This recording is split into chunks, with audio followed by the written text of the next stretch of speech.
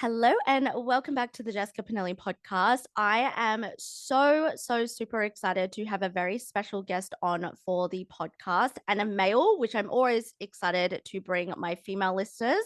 Before I introduce him, before I say anything about him, he's called Jordan, but I'm going to let him speak about who he is and what he does. Hello, Jordan, and welcome to the podcast.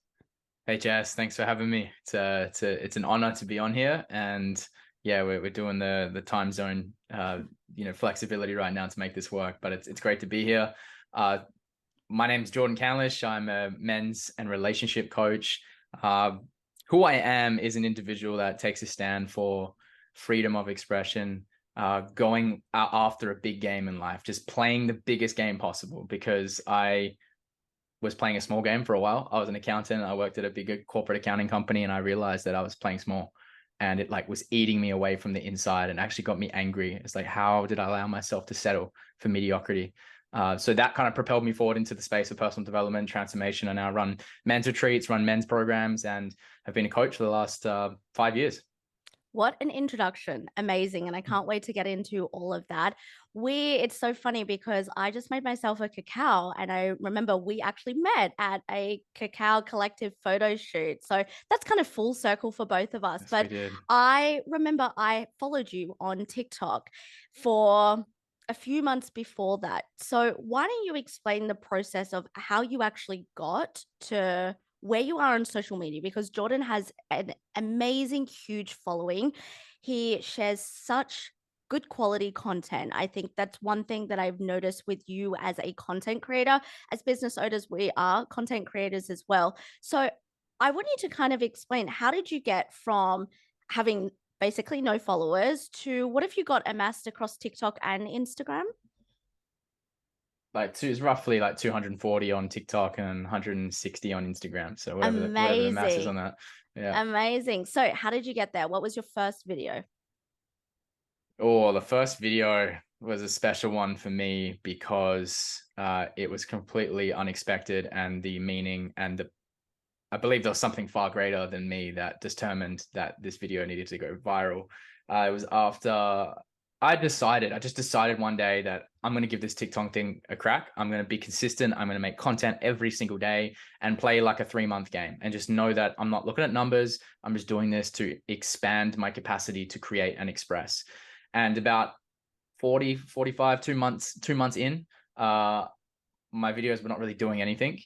And I remember one day going to a bookstore and picking up this book called Many Lives, Many Masters by Brian Weiss, which I'd read that book before, exactly about a year ago to the day that my good friend passed away in a motorbike crash all of a sudden. And the last thing he said to me essentially was, "Hey, you should read this book. I really want you to check it out." And when he passed away, that was kind of the first book that I opened and read, and received literally messages from beyond the grave about afterlife, the spirit world, and all of that. And then 1 year later, my granddad passed away, and I was like, okay, I'm going to read this book again. And then I just decided to pull out my camera that afternoon and tell the story of why this book was really significant to me. And I just told the story of my friend passing away and the messages or the lessons that I took from his passing in that book. And I shared it, put my phone away, and I woke up the next day with 20,000 new followers, and the video hit 1.4 million views. And my inbox was full of messages with people saying, "Thank you so much. Wow, this impacted me. I just lost my son. I just lost my child." All these messages. And I was like, whoa, okay, that's my friend Nathan impacting people through me beyond the grave. This is his life, leaving ripples through me. And it was a really fulfilling moment to know that, okay, cool. I was of service to the world, and his message lives on, essentially. That's incredible. I also have goosebumps listening to that. And that is the first video that I ever saw of you. And I think it's it's pinned on your TikTok, just for reference to the listeners, right? Yeah.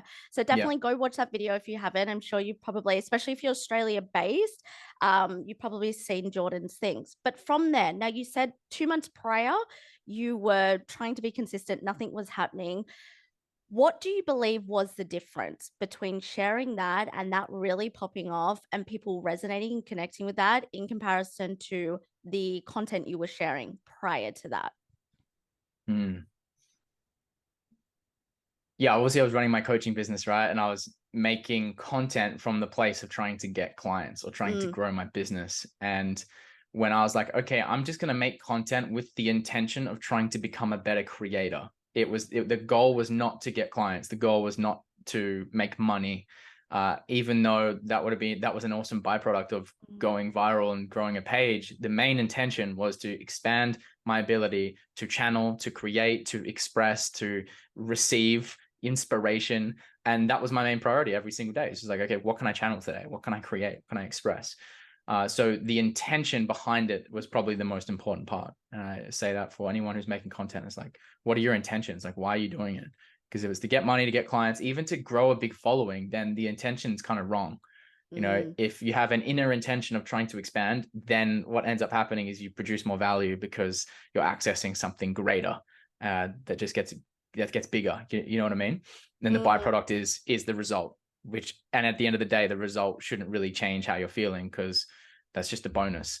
Because you got to do it from that place of like fun and play and expression and joy, and that's what I was trying to tap into every day, and it worked.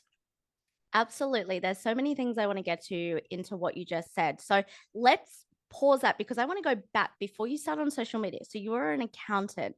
What Yeah. made you make the switch or go, this isn't for me? I want to work for myself, or I want to start a business, or I want to help men, or I want to help relationships. What was the point there? Let's zoom out a little bit. Hmm. Yeah. The first point was just not wanting to settle, not wanting to settle for Mm, mediocrity, not willing to play small. And even though what seemed like on the surface didn't seem like I was playing small, I had a job with Deloitte, one of the best accounting firms, graduate role, and a pathway to probably making 200K a year plus as in the financial services industry. Everyone was like, dude, you've got it. Nice. You mm, nailed it. Like, that's perfect. People were envying my position. But internally, I was going to work every day going, this is boring as fuck.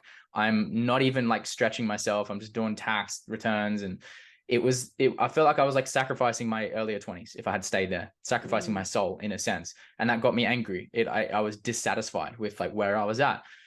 So all I wanted to do at that time, which I'm sure a lot of young 20-year-olds in Australia want to do, is just travel. I just want to go and explore the world. I just come back from exchange where I'd lived in Canada, and I wanted to keep going. I wanted to keep exploring. So that was my main intention, is like, I just want to travel. How do I figure out this online business game where I can make money online and work and explore? It wasn't until I'd actually took the leap and quit my job and went back to Canada mm, and pursued work that was more meaning and fulfilling to me that the coaching pathway had opened up. That was kind of never my plan. It was just a direction that I got pulled. And then after I became a coach and I was like supporting mainly women at the start, to be honest, I was mm, just coaching a lot of women, 90% women, because, as a younger man, I think, men aren't necessarily as open to receiving coaching from a younger guy. mm, But a couple of years ago, as I moved into my late 20s, I just noticed more and more men coming into my space. I noticed that there's a real need for men to, have these spaces where they can get support from other men, right? And then I just leaned more into men's work and realized that, hey, there's something here. Like, there's something I can bring to this, given that I have a sporting background. mm, I'd like to consider myself a bit of a bridge for guys to step into this work and go, you know what, this is actually fucking cool. It's cool to do this work and hang out with conscious individuals. And it's mm, kind of lame to go and get drunk and party on the weekends and fuck your health up. Like, we mm. all did it, but like now I'm like, I'd never do that. It's not cool. Wouldn't Yep. do that. Wouldn't hang out with people who do that. So I'm just trying to shift the cultural norms, especially in Mm. Australia. Like, we want to make personal development cool. Yeah, I absolutely love that. Let's go back to the leap though. So you quit your job and you started this leap of coaching. Most people listening to this go, okay, that's really cool. So did you have X amount of savings, or were your parents supporting you, or how did you make that leap? Because I think that a lot of people will listen to that and go, actually, I fucking hate my job. It's soul sucking. I want to do something else. I want to be my own boss, or I want to travel freely, or I want to have more time for my family or my kids. But I can't just do that. The phrase, they can't just do that. So you must have savings. You must have had someone supporting you. Mm. So someone who's listening and they have these limiting beliefs coming up, what is your response to that? What did you do? And the fear that came up from there, because I'm sure I experienced when I quit my job as well, the fear does come up. So it's a very real thing. But how did you move through that? How did you have Mm. faith in the process? Yeah. I didn't have a lot of savings, to be honest. I had enough. that could kind of like allowed me to live and sustain myself for at least a few months when I was out in Canada looking for another job. But the realization I had, that which I knew I was ready to leave, was because I had reached a point where I was okay with my position. I had fully accepted the fact that, okay, I work as an accountant, I go to this job. And what had ended up changing is when I let go of the resistance, and I was deep into Eckhart Tolle at the time. I went and seen him live, and I was just listening to his books all the time. He helped me really accept the fact that like nothing internal will change. If you think changing your external environment is going to shift how you feel internally, then you're caught in the illusion. And it starts with an internal surrender to what is, which is like, okay, this is my position right now, this is what I'm doing, and can I find the life underneath my life situation? Can I find presence and joy and acceptance and just peace here? And I did. I like made some some amazing friends. I was actually enjoying my life. And that's when Mm. I knew it was time. I was like, you know what? Now I'm good to go, because I've discovered, or I've unlocked the lesson that this phase was teaching me. So that's how I navigated through the fear, because I just knew, as long as now that I've tapped into this, I can go anywhere and do anything, and I'll be sweet. I'll find peace within Mm. myself. And I know that might just be just words to some people, but until you viscerally experience it in your body, that I have everything, I am enough, this moment is all that I ever need, there's an infinite amount of abundance around me. Once you tap into that, you then go, okay, sweet. Like, how can I play? What can I do? What do I want to do to have fun? Where do I want to go? What do I want to experience? And then you just start playing in life, because you know it doesn't really matter that much. Nothing is as serious as it seems. So I think that's the secret to overcoming fear. Totally agree. I think there's a big element there of trusting yourself as well. And I think what I've seen with the women I work with, I'm sure with the men and the women that you've worked with, is there is such a disconnect between what they want to do and their levels of self-trust. So for the people listening, and they're starting to get a little bit of inspired from this conversation, and I know the conversations I have is like, I just don't trust myself. I don't trust myself to take the leap. I don't trust myself to be consistent in starting a business or going, even if it's, people are listening and they want to go to a new career. If that fulfills you, amazing. So what would you say to them? They say, I don't trust myself. I don't trust myself to stick with it. Hmm. You're putting your trust in the wrong self. Mm, There's like two absolutely. selves. Yeah, there's the small s self, and then there's the capital S self. Mm, And if you can start trusting the capital S self, and learn how to surrender to that part, then you'll realize that you're held always. You can never fail. You always, it's literally the capital S self has rigged life in your favor. And the test is why we come down into earth, I believe, is to discover what is it that we're here to learn in this human experience, and trust the nudges, the pulls mm, that the mm, subconscious, God, capital S self, capital I, is directing us. And the pull will be subtle. And our primary number one priority, in my opinion, is to just listen. Where is this larger I taking me? mm, And it will start as a whisper, and then it turns into like a big push. And if you're like, if the big self is like, hey, you need to quit your job and go over here, but you're like, mm, fuck, I'm scared, I don't know, like, I don't have enough money right now, but you're just being pulled over here. Are you ballsy enough to just trust it and go, and just trust? Because this is how you build trust, right? You just keep acting on these intuitive pulls, and then you start realizing, every time I act on this, I'm taken care of. The mm. amount of times that I just got given money, showed up, or something happened that like kept me going on my journey when I really thought it wasn't going, when I wasn't going to make it through. It just builds the muscle of trust. I feel like trust is a muscle that you got to like work on by just taking scary action, aligned Absolutely. action, you know. Aligned action, that's what I was gonna say. I think taking the aligned actions, those nudges, those pulls is following that, and that's really how you build self-trust. And I think a lot of people in today's, I kind of want to touch on what you said earlier of, what societal norm. I think this is a conversation that is opening up the bigger question is to all of the listeners, what is the societal norm to you that you are just following? And you aren't even questioning, why do I have this belief? Why am I living this way? And I think a lot of people choose, for me, the societal way, I think it's the easy way. I think it's the way that we don't have to think, we don't have to switch on, we don't have to use our brain or our intuition. But for a lot of people, it's not the easier way. In the sense of, for me, it wasn't the easier way because it felt harder to stay in something that felt like I had this huge disconnect from my life. And Mm. when I quit my job as a fitness manager and I moved to Bali, I had basically no savings. I took the leap, and I really resonate with what you're saying. It's because you feel inside of you there's a bigger purpose. You're meant for so much more. Now, I wanted to bring up purpose and go into that because I'm sure you have many conversations with your clients around purpose and finding that. And for everyone listening, they say, "This is incredible. I do want to take a leap. I want to take some form of Mm. leap. I want to do something more with my life because I'm bored. I'm over it. I'm not getting the money I think I deserve and desire. I'm not attracting the relationships that I deserve and desire." Where that feeling of purpose or searching for your purpose, what are your thoughts around that? What are things that you share with your clients? Mm. Similar to what I kind of just alluded to before, which is at my corporate job, I had to find my primary purpose before I could discover my secondary purpose. And the primary and purpose is an internal state of being. And the Mm, secondary purpose is what do you then do or express or bring into the world once you've discovered that internal state of being. And in my opinion, our primary purpose is to cultivate a state of being that is imbued with gratitude, joy, acceptance, love, mm, appreciation, fulfillment. And this state of being can be created regardless of your external circumstances. I think if you make that your number one purpose, my number one purpose today is to create a beautiful state of being.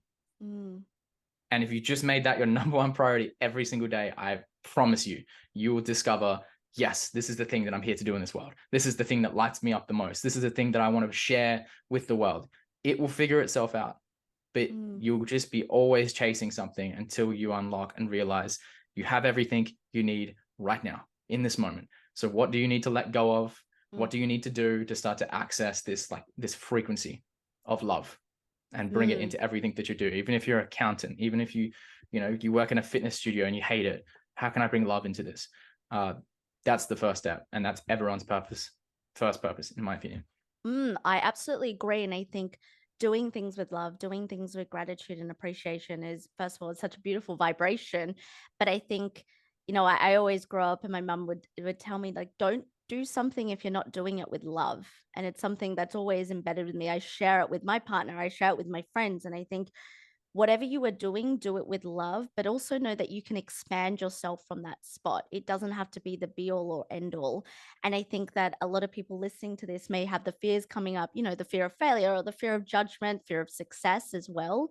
And I guess when we tap into our fears and we let them override us, it's this feeling of you feel so far from what you're really wanting to do. And I see a lot of people and women who come and work with me who are so stuck in their fears. And I would love to hear your perception of fears and working through fear of failure. Let's say I know a lot of people go, I want to start this. I have this huge fear of failure.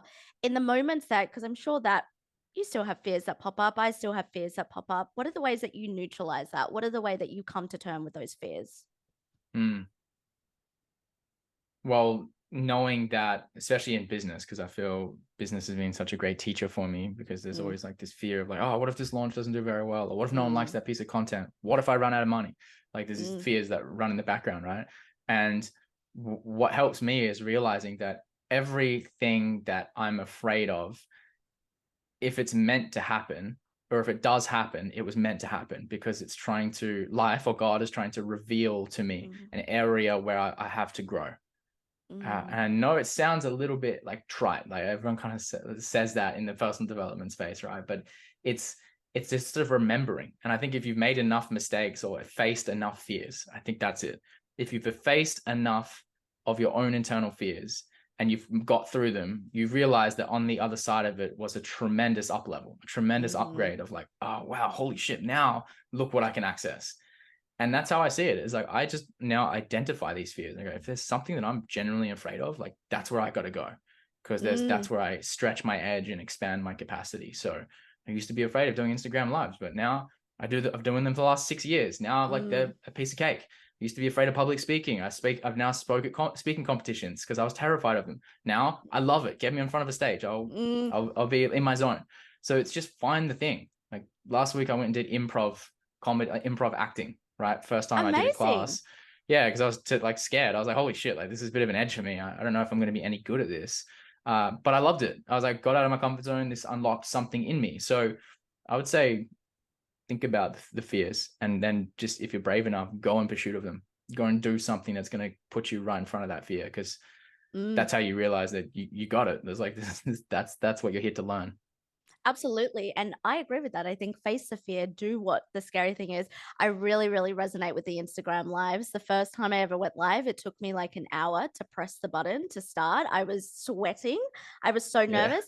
Now I prefer it because I can keep speaking. I don't have to keep stopping and starting like my story. And so yeah, it's yeah, so yeah. funny that you said that because I'm like, yeah, I'd just rather go live. It's so much easier for me. But that wouldn't have happened unless I just started that one and then I tried again. And was my first Instagram like it's archived now, so I can't even look at it. But was it probably the shittiest live ever? Yeah, probably. But that's the thing. And I think like I want to go to the business and kind of now we've zoomed out. I want to zoom back in again with starting your business and the momentum, the immense momentum that you have. And I know that you are solely men's coach as well, but I definitely learn all the time. My partner follows you. Like I absolutely love your content. And I think how have you it's your zone of genius. How have you found your way to transmute a very from what can be seen to other people, a very polarized message with some of the things that you share into something that has built such an amazing community with such a great message that teaches so much. Wow. Well, thank you for that reflection. That means a lot. And yeah, I'm just really happy that it's being received well, but not everyone received it well. I Mm, still get comments from people who just like don't like what I'm sharing or think it's gay or think it's mm, lame. Like that's cool. Like I just know where they're at. I know where someone's yeah, consciousness is at based on the comments they put on my shit. So, but I've learned to just be fully in acceptance of that. And to answer your question, I feel like it's just clarifying myself more and more. I mm, can only speak from a place of known experience. If I'm trying to regurgitate something out of a book without me actually putting it to the test and practicing it and really understanding within myself, is this true to me? I can't speak on it. And if I do try and speak on it, it just lacks that depth of quality. So for me, it's like just trying to really deepen my understanding of relationships myself, like how I choose to operate in this world, what it means to be embodied as a man. And then I just trying to like ground it into practicality so that people can apply it or put it to use in their life. And I guess I've always overlook the potential value that can come from that, because I'm like, oh man, is anyone really going to get value from this? Or are people actually getting value from my content? Because to me, it seems very simple. To me, I'm like, mm. I don't know if I should be sharing this. It seems too basic. But my girlfriend's always like, no, like you got to like dumb it down for people, make it simple, like and it's just I'm always reminded, like that's why I really appreciate you sharing that. I'm always reminded of like it's important, like this work is having an impact on people, and yeah, it's good to get that reassurance that there are people receiving value on the other side. Absolutely. Your content is amazing. Keep doing it. And I think you create it in such a way that's engaging, that's interactive and easily understood. But I understand what you mean with the content. Sometimes it's like, this is so simple. Why don't people know this? I feel like that when I create as well. But I always come back to the fact that people don't know this stuff. People aren't Yeah. aware. And, I sometimes get comments and it's funny because I'm like, that just shows their level of consciousness. And I think at the start, and I would love to hear your experience at the start of really showing up consistently on Instagram and on TikTok, I think I would get triggered because I'd be like, I feel this is so good in helping. Now I'm like, this is a level of consciousness. But you, with such an amassed following, does that now drive you more? Did you ever have a period where you felt like, okay, I don't want to shop or I don't want to speak about that particular topic? Or because I know, especially with the polarity of masculine and feminine energy, right? I think you do it in such a way that serves both energetics. I think that I've definitely seen very polarized content as there is out on the internet. Mm. So I think for you, what happens to you when you see a hate comment, maybe more so in the early days, especially if someone's trying to build their following, they're listening now and they're like, okay, I'm shit scared of putting out content, having a bit of a different opinion, and trolls or haters are going to comment. Yeah. Yeah, it's a great learning lesson. It's a great, I highly recommend it. Mm, Everyone get canceled on social media. It's a yeah. great lesson. Yeah, I've had days where I like woke up and I'm like 3,000 followers less and shit like that. And Mm, it's very triggering because you're like, because you think it's about you. It's like, oh, people don't like me. I'm like, then, well, fuck, I don't want people to talk shit about me. It triggers a lot of those childhood wounds. And I get to receive that lesson, which is, hey, like regulate myself, regulate my nervous system, come back, realize that, hey, I'm safe in this moment. I am worthy of love. This has nothing to do with my identity just because someone didn't like my mm, video. And then I actually like to go on there and read the comments and go, how can I take on this person's perspective? And mm, maybe someone's like, yeah, fuck, you know what? You're right. Like the way I shared that left out a lot of context, and I can see why that would trigger people. Cool. How can I make it better next time? How can I learn from that and be like, you know what? Speaking up about these topics is probably not a good thing to do in a 15-second video because it's just, there's a lot of ambiguity that can upset people. So I've learned a lot about making short form videos on these topics, and that one word can determine the difference between you getting canceled or not. And just being very selective and precise with my words, and also acknowledging that everyone has a different background. And I may say something that to me feels like totally like I'm just trying to pass on a message, mm, but someone may have had a past where they went through something very traumatic, or something had happened to them where what I said may sound insensitive. So there's a mm. lot of different things that I have to like take into account, or I'd suggest people take into account when you start making content. Is like everyone's different, everyone's going to have different perspectives and backgrounds, but as long as you're coming from the place of like, hey, I'm just doing this to be of service to the world, I think you'll always find the way. You'll always find the unique form of expression that's perfect. Absolutely. And I want to loop it back to what you said at the start when you started creating content to build your business, but with the purpose of just sharing and educating and not just, okay, I'm making this piece of content. So hopefully it gets X amount of leads and I'm going to make X amount of dollars. That can be very hard in business, and this is something I've experienced, and I do also agree, like, the pieces of content where I put my heart into it, and I'm like, "I just wanna share this because I think this is fucking great." Mm, The content doesn't necessarily mean it goes viral or it's the best, but it's what resonates with most people. It's what attracts the people that I wanna work with. However, I completely understand if people listening and they're like, "Well, that's all well and good, Jordan. Like, you have this big following. You have money, X amount of money, or you can attract the leads that you need to attract. How do I not create for my business content from a scarcity mindset?" mm, yeah. It goes back to the trust thing, right? Like Mm, how deeply do you trust that if you are working from a place of alignment and inspiration, that God will always take care of you? And that's what I love about business and entrepreneurship, especially as a coach. Most of the time you don't know when your next client's going to come from, and there's many times I was like, holy shit, hurry up, God, like I need to pay rent soon, mm, and can I still create from abundance during this time? And that is why we do this.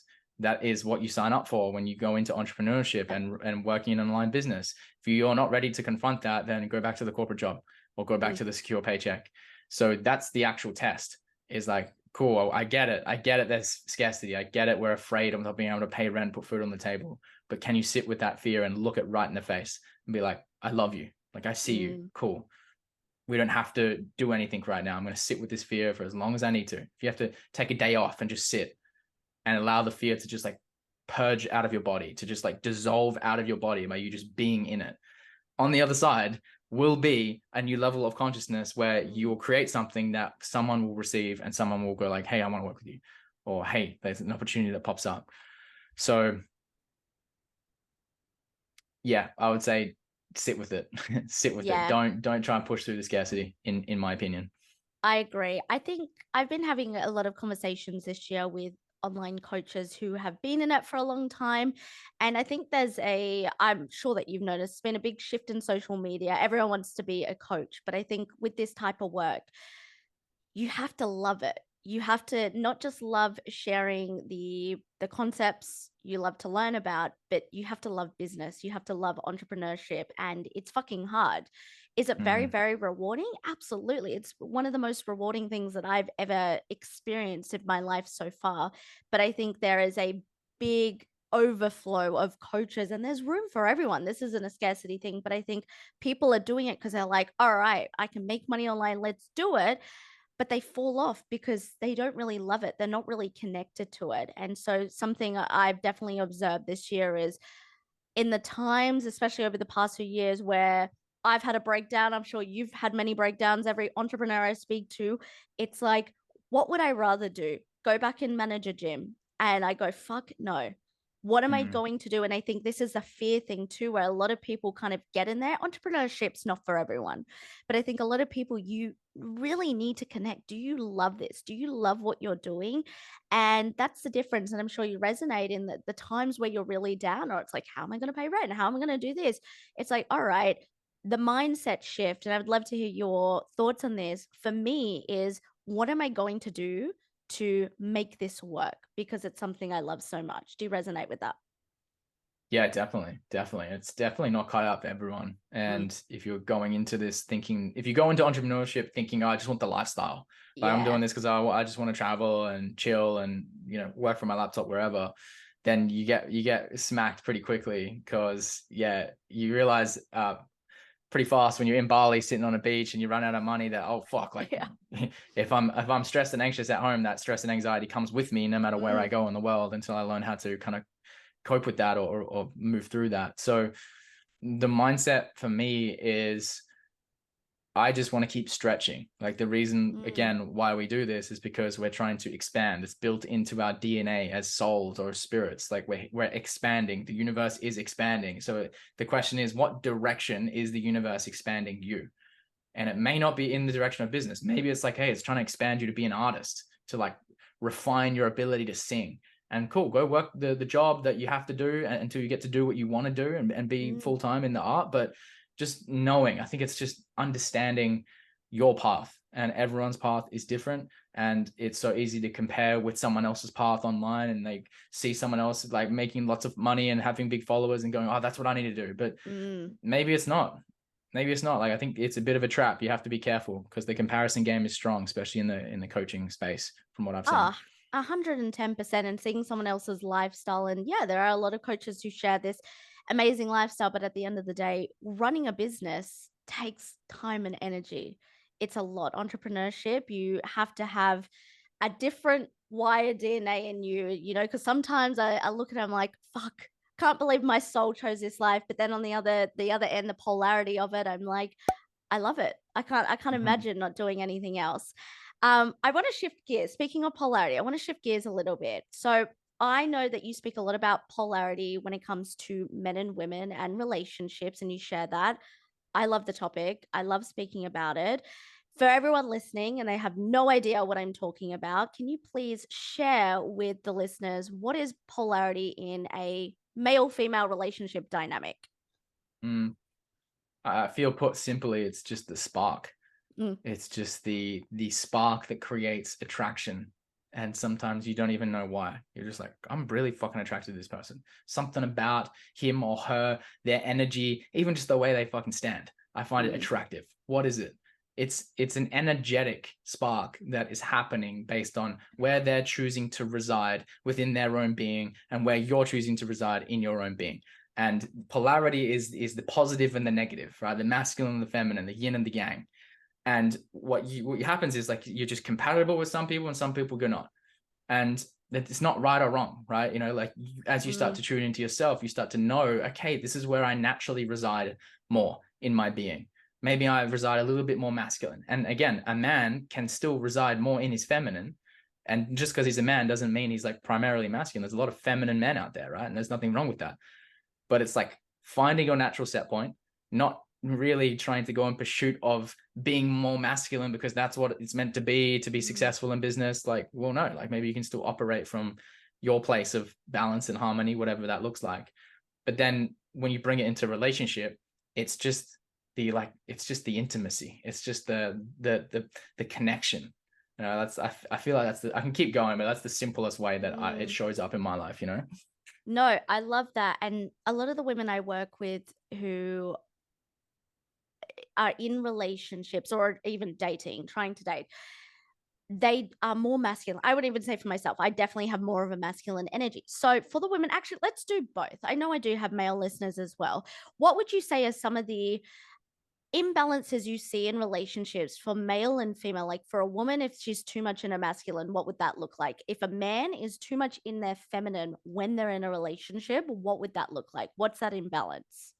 Yeah, that's a great question. I mean, I've seen both. Like I've obviously coached both, and it's very clear and evident when an imbalance is there because I've been imbalanced so many fucking Mm, times. So has my girlfriend.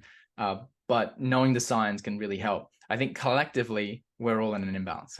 mm, Collectively, we're all trying to do too much, and we're in a yang imbalance, a masculine imbalance, which is you go out to America, it's imbalanced into go go go, like create, build, like and everyone's burning out, everyone's got a little bit overwhelmed, everyone's a little bit anxious, and that's a mm, sign, right? If you're feeling any of that, that's a sign you're probably running a million miles an hour and you just need to pause and just relax a little bit and just stop and give mm, yourself permission to stop. So the signs in a woman or in a relationship for a woman is like maybe she's spending a lot of time in her head. She's lost touch with her sensuality, the nurturing qualities of what women bring. Maybe she's lost touch with pleasure in her life, and maybe mm, she's like always trying to like work and in her head, and she's lost those creative outlets that really bring her alive in her body. She's lost feeling. That's another big thing for men and women. When you lose the mm, sense of feeling and tuning into life, the subtlety of life, you're too masculine. You're too in your head, right? Masculine doesn't necessarily mean like you're in your head. To be honest, it's a sign of like you are imbalanced. Is just spending too much time in your head, plain and simple. For the men, like being too in their feminine would be being like a little bit passive, right? They're kind of just going with the flow, and maybe their partner is like a boss babe, and she's like running the ship, and they're just like, where should we go tonight, babe? Or like, what should we do tomorrow? Or let me know when you want to hang out. Like he's not taking charge. He's not mm, bringing that leadership quality into his life. And like I really speak to this because it's something I've always been working on in my life, which is be more of a leader. I was like a little bit passive early on in my relationship with my girlfriend, and it fucked with the polarity a little bit at times. So as a man, it's like having the courage to like stand in your fears, face your fears, and then bring that into the relationship, which is like, hey, I got this because I got me. Like I can take care of you because I can take care of me. mm, And when a man can bring that, it really gives permission to his woman to just like let go and feel safe in her emotions or feel safe in her expression. And a lot of women are yearning for that. I know because I work with a lot of men who are wanting to step into that. But yeah, I'll leave it at that. I love that. Okay, first thing, men, if they're listening to this and they go, how do I step into that but not be controlling? I think, and I've had conversations where men feel the masculine energy is like, all right, so I control everything. I tell her what to do or I direct this. What's there can be a fine line there. So what would you say to the men, first of all, who are listening and they think it's more of a controlling element? Mm. It depends on the energy behind it, right? Yeah. If it's coming from fear, then yeah, you probably are controlling, and that Yeah. probably is unattractive and fucking up the polarity. But Mm, if it's coming from love, and you bring a playfulness into mm, the controlling or the leadership, just call it leadership. You bring playfulness and fun into it by saying like maybe you see your girl like working too much, and you're like, hey, you know what? Like let's wrap it. mm, Let's go and play. And you just pick her up and you're gonna take her somewhere, or you just pick her up and just start dancing, or you start fucking around, and it's coming from love. And even though she feels really stressed and uptight, she can feel your energy of like, hey, I'm here, like we're good, like whatever you're worried about, it's gonna be fine, like we're gonna figure it out. mm, And just giving her that permission to just like, oh, like just sigh and relax. If a man is too in his head, and he's too stressed, then he usually falls into his feminine energy where he's not present. He's kind of just asleep at the wheel. He's on his Mm, phone. He's numbing himself out. And then he can't actually see what his girl needs mm, emotionally. And that's when the controlling stuff comes in, because he's just acting from a place of unconsciousness. And the mm, unconsciousness is fear. And he might start bossing it around or reacting. And yeah, that's where it comes to like, oh no, I'm just being a fucking man. No, you're not. mm. You're just being like immature. Right. So that's the line in my opinion. Absolutely. I remember seeing a story of yours. It was sometime this year, maybe like a few months ago. And you, on your story, you said, I have been so in my masculine for the past few weeks. I'm going to do some things to tap into my feminine. I think you were doing like an ice bath and then you were doing some form of yoga or something like that. So for men listening, how do they know? Because I think that is such, especially in this day and age, that is in such a empowered thing that you can do. And for you being in a relationship as well. But how did you know, okay, I'm operating in my masculine, but it's actually a bit too much right now. I need to bring in some feminine energy. And I know that a lot of males, especially if they're listening and maybe they don't understand these concepts to the fullest, they're like, well, why the fuck are you bringing in feminine energy? Didn't you just say? Yeah. So, how do you distinguish that? For me, it's been understanding the nervous system and Mm, knowing that we're pulling two levers all the time. You could say masculine and feminine, but you can associate that with the sympathetic nervous system and the parasympathetic. Sympathetic is where you're activating, you're charging up, you're stimulating, right? And that energy you could relate with jumping in an ice bath, doing a really hard workout, drinking coffee, working on something that's really important, channeling your focus, right, into something.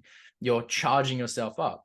And what happens is the imbalance is created because a lot of us have a tendency, me included, to be overly reliant on like just jacking up our nervous systems. Like, cool, like I just want to jump in the ice bath. Like I'm just super aware of that tendency within myself, mm, because it traces all the way back to traumatic experiences growing up, where our nervous system then becomes familiar with the state of activation with fight or flight. So we unconsciously seek things that trigger that because it's familiar, which mm, is a whole inner child thing, and it's all based around not feeling safe in the parasympathetic nervous system, which is feel, right? So the minute you can grasp that and realize that the reason why you're burnt out and overstimulated and too in your head and too masculine is because you don't feel safe feeling.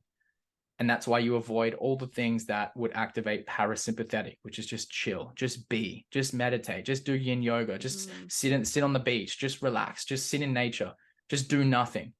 That brings up all these feelings of like, oh, like I'm not doing enough, I'm not worthy, I'm not good enough, all the thoughts, mm, right? Because it's bringing up the feelings of like, oh, like fuck, I'm like tired, or I'm not. It's the heaviness that's in the body that we don't like. So for mm. me, it was the nervous system, and I just know that when I'm trying to do too much, it's usually a sign I'm like maybe running away from some feeling that I don't want to face. I love Does that that. make sense? Yeah, no, absolutely. And I think the big theme there is for people, for men or women to understand what's the feeling you're trying to run away from. It's just like procrastination.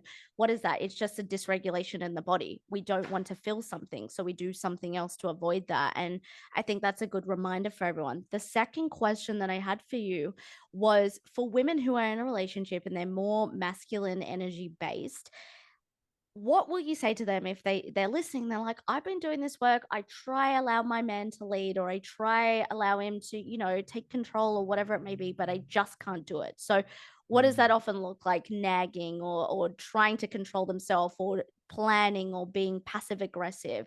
What would you say for the women who are experiencing that to try to do in Mm. that situation, or the conversations to have? Yeah, it's a good one. It's a great question, because yeah, I hear this a lot. And I see it a lot in the comments on some of my videos. It's just Mm, like, how do I help my man kind of like during these times, right? And the first thing would be, if you're not feeling the support or the leadership from your man, is really communicating to him how that's making you feel.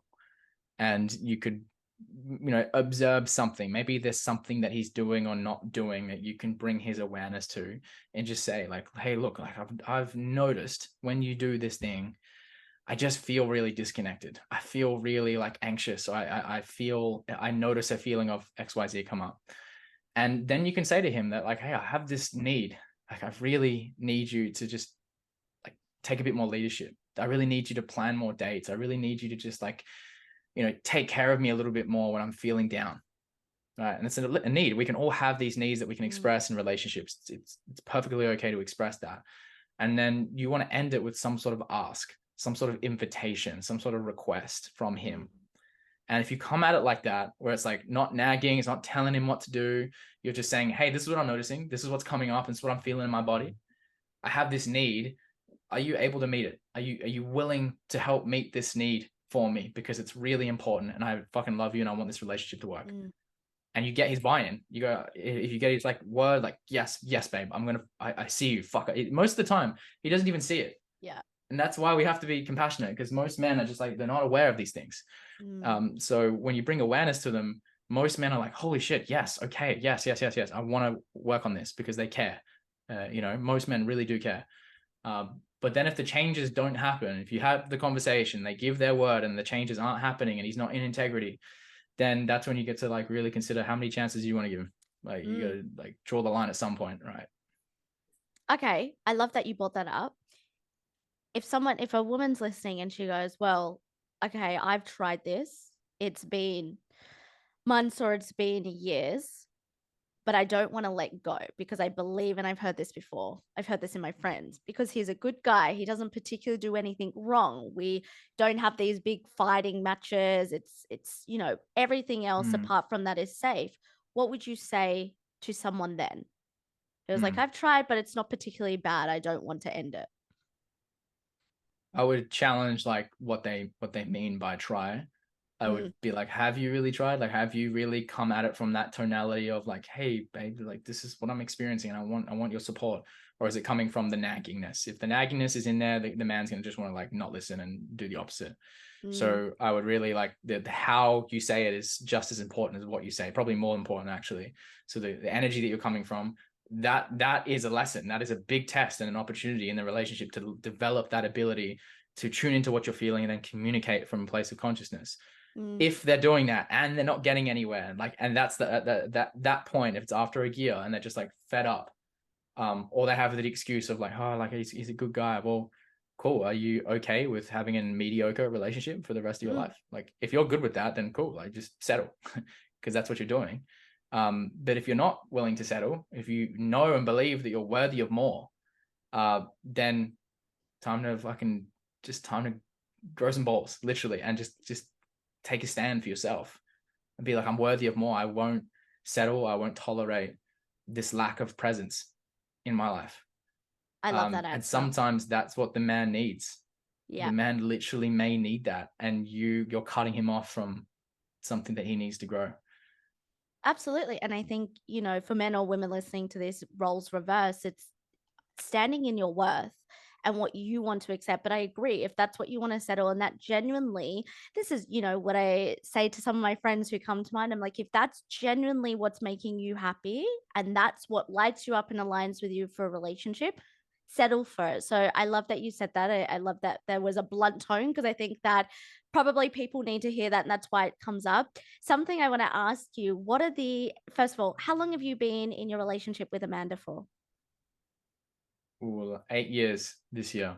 Yeah, Amazing. Congrats. That's great. thanks. What are the biggest, I guess, struggles that you found when it comes to the polarity or navigating this now adult long-term relationship? Hmm. Yeah, the best part about our relationship is we've pretty much done it all in terms of every possible scenario that you have to face in a relationship. In terms of, we've done long distance, we just haven't done open relationships yet. That's the one thing that I don't think we will Mm-hmm. explore. But aside from that, we've done long distance. She's lived with my family. I've lived with her family. We've lived in over like 8 different countries. Mm. We've really explored it, and it's really brought us a lot out of us and brought us close together. For me now, we now run business together. So we've got to the point where like we live together, we've run a business together. Next step obviously is like having kids, right? Having a family, which we're almost ready for. But the test or the lesson for me has been having my boundaries. Like I have a Mm. tendency to people please. I have a tendency to just want to make sure she's happy, and I'll just like go along, and I won't like say, you know what, no, like I don't want to, I can't, or like I need to have some time on my own. Mm. So I'll often like fall into that trap. And when I do that, I'm compromising myself and I'm not bringing all of myself to her. So for me, it's all about really knowing what it is that I need so that I can show up fully for her, and just being really diligent, being really like committed to showing up for myself, because showing up for myself is how I show up for her. And when I eventually have kids, that's how I'm going to show up for my kids as well. So Mm, I think really like nailing these things in now is crucial, especially if you don't have kids, because mm, it's only going to get harder when kids are in the mix. Or maybe that's a false belief. I'm going to choose to believe maybe it gets easier. mm. Yeah. I'm I'm sure gonna parents will be like, bullshit. yeah. Yeah. No, I'm gonna choose to believe that as well. Maybe that's a bit naive. I That's I why we love need that money. answer. We're gonna Yeah, make yeah, money. We're gonna have exactly. nannies. Yup, yup. I want my mum around, so my mum's gonna be helping me with the kids, and Amen. that's Yeah. what I'm choosing to believe. Yep, It's gonna be same. fun and easy. Yeah. I'm right there with you. I'm right there with you. Build the empire a little bit more, and then yeah, be at that situation. I do you guys regularly check? I would love to hear, like, have a little bit of insight, and for anyone who's in a long-term relationship, or maybe they've just started, but do you check in daily with each other? Do you do like a weekly sit down, or how do you navigate both of your emotions, both of your feelings, the regulation and dysregulation, not only of a relationship, but also as an individual? Mm, yeah.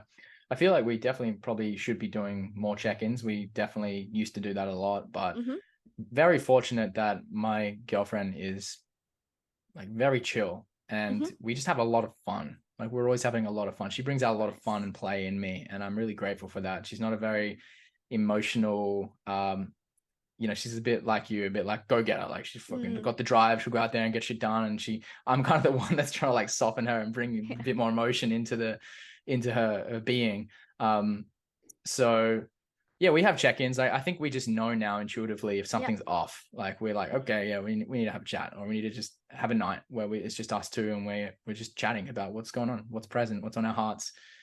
Majority of the time, we're sweet. We mm, do a lot of things together.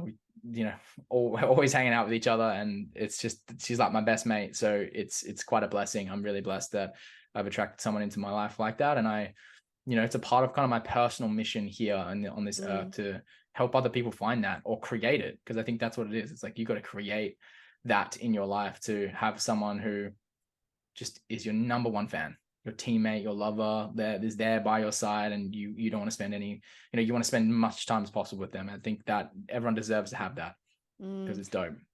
Do you think that you need to do a certain amount of, I mean, we're all obviously always doing the work and working on ourselves, but do you think for you to have attracted her, you needed to be at a certain level of consciousness, or you needed to know certain things about you? Was there a period of your relationship at the start where you were like, I'm not sure if this is actually for me?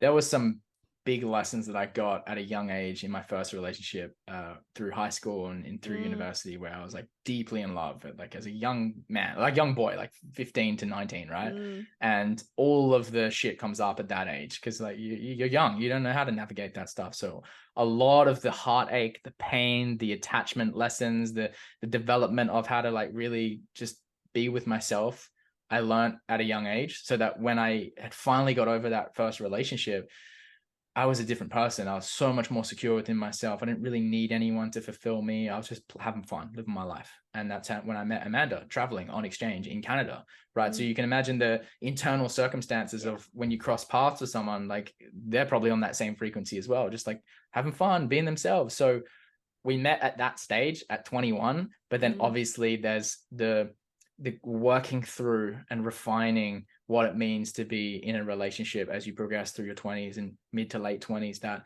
yeah, if it is does require work, but if you both love each other, and there's you just keep getting pulled, that's how we seen it. We just like take the next step. If we're still wanting to be together right now, then cool, let's work through this. If there's ever mm, a point that you don't want to work through it, and you're like, I just don't want to work on this right now, I don't want to be in this relationship, then you got to acknowledge that and be like, yeah, no, that's it. This is the end.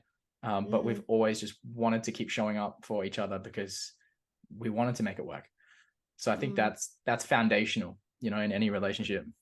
I think that's so important because, I've witnessed a lot of my relationship still fairly new, 2 years, but I think, as both adults and I've done a lot of the work and committed to working together on each other and on the relationship.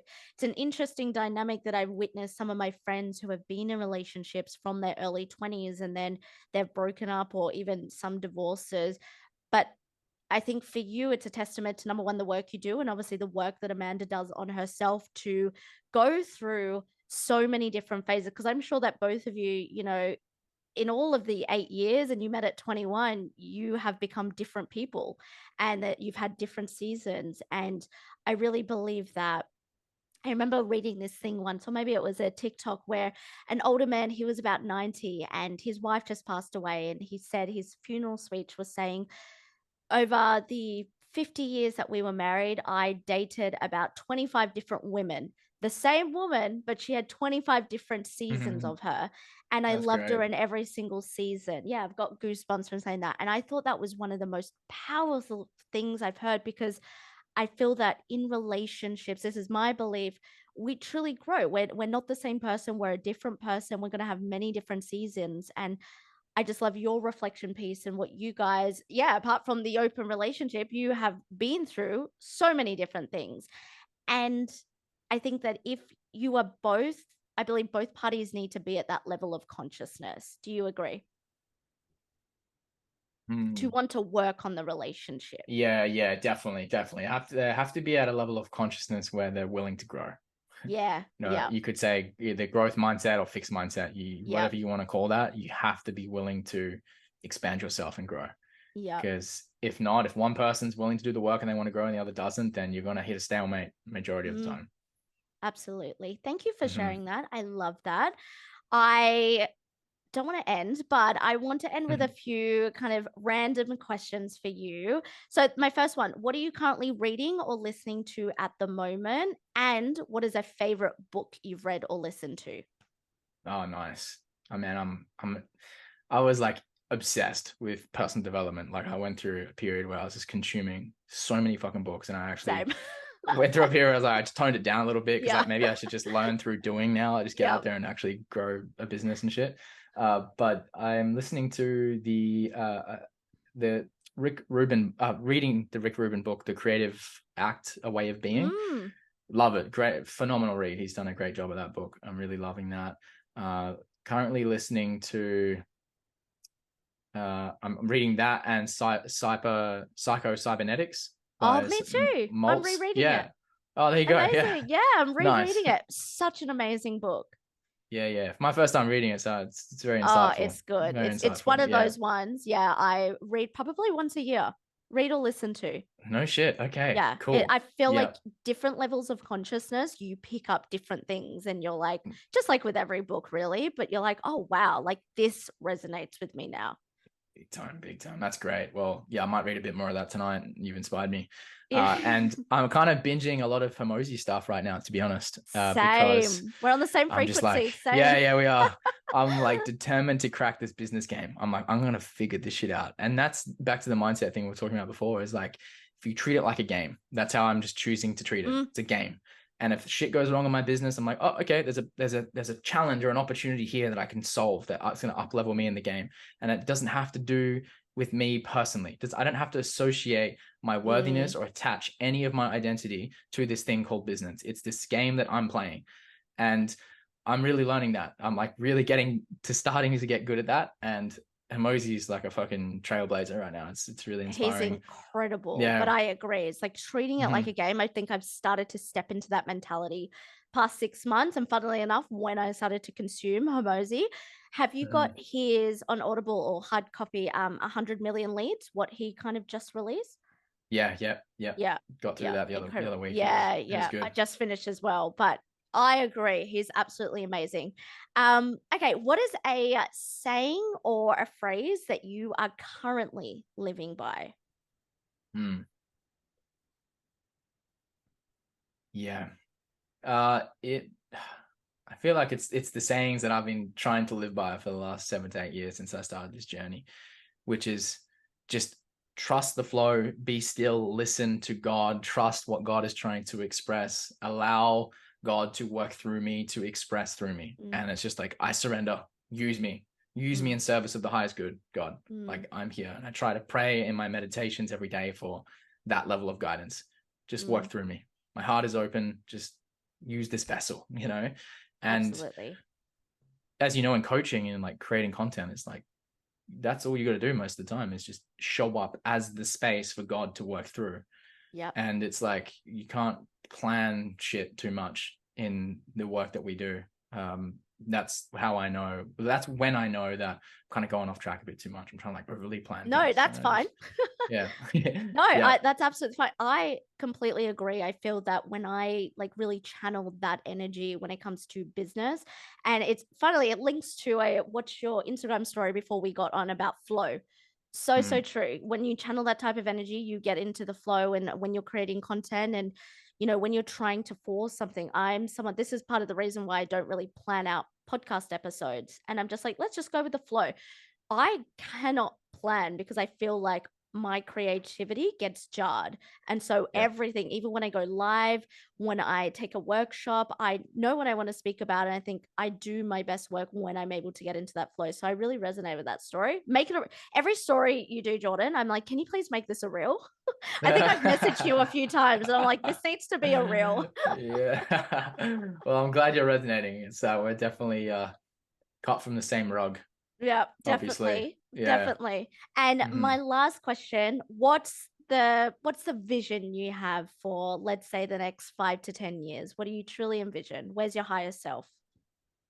Yeah. 4 kids, Yep. having beautiful houses around the world, one in Yep. Canada, one in Australia, one in Europe, and running like a movement. I've started a global movement. It's already begun, but the Mm, global movement has really taken off where millions of men now have community spaces where they can come together and find their tribe. We run events all over the world that allow men to step into more power, confidence, and expression within themselves. And I'm really helping people at the top because I feel like if we can help the people yeah. at the top, that's when the rest of the world really is going to feel the remnants of that. So, yeah, working with like the top level entrepreneurs, artists, athletes, musicians, all of that.